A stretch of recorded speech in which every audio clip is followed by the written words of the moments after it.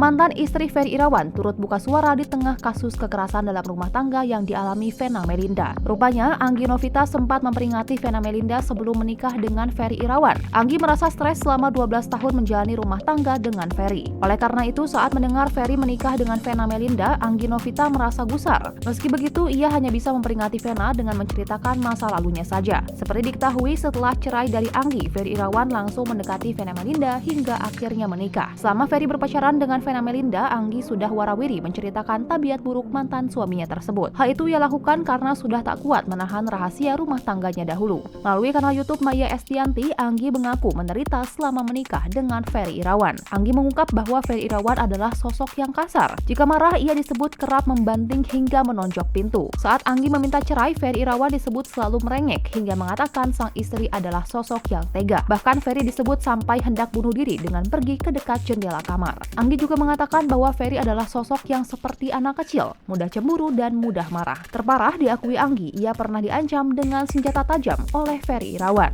Meski sudah menafkahi suaminya kala itu selama bertahun-tahun, Anggi Novita justru ditinggal Ferry Irawan saat sedang sakit parah. Namun momen tersebut juga membuat Anggi bersyukur karena akhirnya bisa lepas dari belenggu mantan suaminya yang disebut toksik tersebut. Cerita yang diurai Anggi 1 tahun lalu seolah terbukti, sebab kini Vena Melinda turut merasakan penderitaan yang dulu dialami Anggi. Seperti diketahui, Vena Melinda melaporkan Ferry Irawan ke polisi atas tindakan KDRT Minggu 8 Januari 2023. Kasus yang dilaporkan ke Polres Kediri itu pun telah dilimpahkan ke Polda Jawa Timur. Kepada penyidik, Vena Melinda mengaku bukan kali ini saja mendapatkan perlakuan kasar dari suaminya, Ferry Irawan. Ancaman kekerasan yang dimaksud korban menurut dia adalah ancaman kekerasan fisik. Baik korban sebagai pelapor maupun terlapor sudah menjalani pemeriksaan awal di Polda Jawa Timur pada Senin 9 Januari 2023. Status pemeriksaan Ferry hingga saat ini masih sebagai saksi. Saat ini Vena masih dirawat di rumah sakit lantaran mengalami luka di tulang rusuk akibat dugaan penganiayaan. Vena pun tengah meminta bantuan pengacara Hotman Paris untuk menangani kasusnya.